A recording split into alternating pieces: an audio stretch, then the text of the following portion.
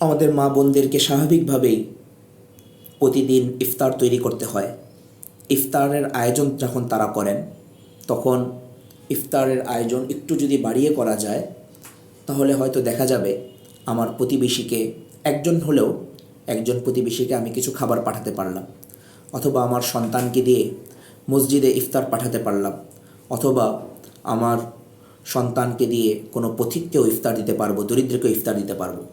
আর কাউকে ইফতার করানোর ব্যাপারে রাসূলুল্লাহ সাল্লাল্লাহু আলাইহি ওয়াসাল্লাম বলেছেন যে এটি এত ফজিলতপূর্ণ আমল, কোনো ব্যক্তি যদি কোনো রোজাদারকে ইফতার করায়, আল্লাহ রব্বুল আলামিন যেই ব্যক্তি ইফতার করালো তাকে রোজাদারের সমপরিমাণ সওয়াব দান করবে এবং রোজাদারের সওয়াবে অল্প একটুও কমতি হবে না। অনুরূপভাবে আমরা আমাদের সমাজের মধ্যে দেখি যে সাধারণত গৃহকর্মী যারা আছেন তারা আমাদের মা বোনের অধীনেই থাকেন। তো গৃহকর্মীর কাজের বোঝাটাকেও আমরা একটু হালকা করে দিতে পারি, লাঘব করে দিতে পারি।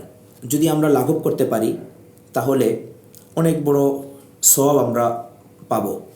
রাসূলুল্লাহ সাল্লাল্লাহু আলাইহি ওয়াসাল্লাম ইরশাদ করেন, যে ব্যক্তি রমজান মাসে অধীনস্থদের থেকে কাজের বোঝাকে লাঘব করে দেয়, আল্লাহ রব্বুল আলামিন তাকে কাল কিয়ামতের দিন জাহান্নাম থেকে মুক্তি দান করে দিবেন। তাই আমরা গৃহকর্মীদের উপরে কাজের বোঝাটাকে হালকা করে দিতে পারি।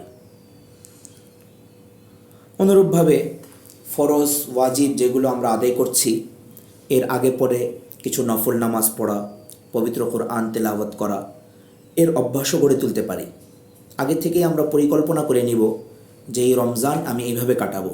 সুন্দর একটি রুটিনের মাধ্যমে যদি আমি রমজান শুরু করি, তাহলে আমার রমজান সুন্দর হবে এবং রমজান থেকে আমি অনেক বেশি ফায়দা গ্রহণ করতে পারবো। সন্তানের ইবাদত বন্দিগির প্রতিও খেয়াল রাখা, সন্তান কি ইবাদত বন্দিগি করছে, তারাবির নামাজে যাচ্ছে কি না, সেদিকেও যত্নবান হওয়া। কোনো সন্তান যদি বালেগ হয়ে যায় তাহলে সেই সন্তান রোজা রাখছে কি না সেদিকে যত্নবান হওয়া। এবং যেই সন্তান এখনও বালেগ হয়নি, প্রাপ্তবয়স্ক হয়নি কিন্তু প্রাপ্তবয়স্ক হওয়ার কাছাকাছি পৌঁছে গিয়েছে, এমন সন্তানকেও রোজা রাখার ব্যাপারে অভ্যস্ত করে তোলার চেষ্টা করা যায়।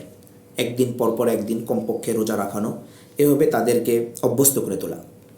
রমজান মাসে অনেক সময় দেখা যায় যে ব্যস্ততা কম যখন থাকে তখন আমরা অন্যের সমালোচনায়, অন্যের গীবত শিকায়তে লিপ্ত হয়ে যাই।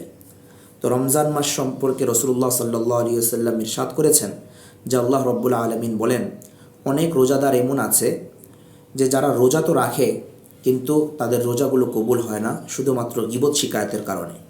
তাই অন্যের সমালোচনা বাদ দিয়ে রমজান মাসে আমরা নিজেদের আত্মসমালোচনায় লিপ্ত হই, অন্যের সমালোচনা না করি। পাশাপাশি খাবার দাবারের আয়োজনে এত বেশি সময় না দেওয়া, যেই সময়ের কারণে ইবাদত বন্দেগীর মধ্যে বিঘ্ন ঘটতে পারে। যেমন বেশি কাজ করতে গিয়ে যেন এমন না হয় যে আমার তারাবির নামাজই ছুটে গেল। রমজান মাসের আগ থেকে আমরা আরেকটি যেই কাজ করতে পারি সেটি হলো রমজান মাসের জন্য আর্থিক কিছু প্রস্তুতি এবং আমার গরিব যে আত্মীয় স্বজন আছেন তাদের একটা লিস্ট তৈরি করা, যে এই রমজান মাসে আমি আমার এই গরিব আত্মীয় স্বজনদের সঙ্গে যোগাযোগ রক্ষা করব এবং তাদেরকে আমি এই দান সদকাগুলো করব। কেননা রমজান মাসের প্রতিটি আমলের সওয়াব কয়েক গুণ বৃদ্ধি করে দেওয়া হয়। আমি যদি এই মাসে 1 টাকা দান করতে পারি তাহলে আমি একাধিক টাকা দান করার সওয়াব লাভ করব। যদি কোনো মা বোনের সুযোগ থাকে তাহলে শেষ দশকে এতেকাফ করা, বিশেষ করে হয়তো যারা আমাদের ঘরের মধ্যে মুরব্বী মা বোন আছেন, কমপক্ষে তাদের জন্য যেন এতেকাফের ব্যবস্থা করতে পারি সেই চিন্তা ভাবনা করা চাই।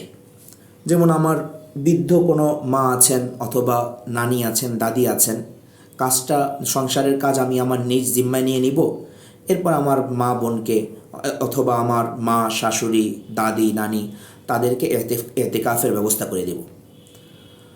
রমজান মাসের আগেই পরিষ্কার পরিচ্ছন্নতা এবং ঘরের যেই আসবাবপত্রগুলো আছে সেই আসবাবপত্রগুলো আমরা পরিষ্কার করে নেই। ঘরের যেই সামানগুলো আছে সেগুলো পরিষ্কার করে নিয়ে রমজানের জন্য প্রস্তুতি এখন থেকে আমরা গ্রহণ করতে পারি। অনেককেই দেখা যায় যে ঈদের কেনাকাটা করতে গিয়েই রমজান মাসের বরকতপূর্ণ অনেক সময় নষ্ট করে ফেলি আমরা।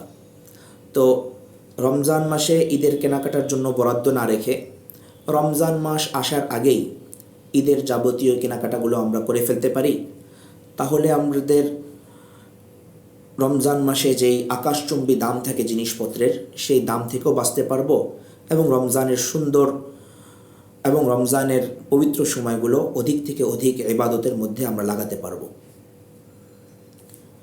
এছাড়া রমজান মাসের আরও যে সকল কাজ আছে, রমজান মাসের আরও যে সকল ইবাদত বন্দিগা আছে, সেগুলোর জন্য রমজানের আগের থেকেই আমরা প্রস্তুতি গ্রহণ করি এবং সুন্দর একটি রুটিন অনুযায়ী রমজান মাসটি কাটানোর চেষ্টা করি। যদি সুযোগ হয় তাহলে ঘরের মধ্যে আমরা তালিমের ব্যবস্থা করতে পারি। কোনো একটি হাদিসের কিতাব থেকে, মারিফুল হাদিস, ফাজাইলে আমাল সহ বিভিন্ন হাদিসের কিতাব থেকে আমরা পড়তে পারি, আমাদের সন্তানদেরকে একত্রে নিয়ে পড়াতে পারি, শোনাতে পারি। ও বিশেষ করে পবিত্র কোরআন অবশ্যই আমার পাঠ্য তালিকার প্রথমে যেন আসে, সেদিকে নজর দেওয়া যায়। কাজকর্মের পাশাপাশি যেন পবিত্র কোরআন শরীফ বেশি বেশি তেলাওয়াত করতে পারি এবং রমজানের যাবতীয় ইবাদত বন্দেগী যেন বেশি থেকে বেশি করতে পারি। আল্লাহ রব্বুল আলমিন আমাদেরকে সেই তৌফিক দান করুন। আমিন ওয়া আখিরু দাওয়ানা আলহামদুলিল্লাহি রাব্বিল আলামিন।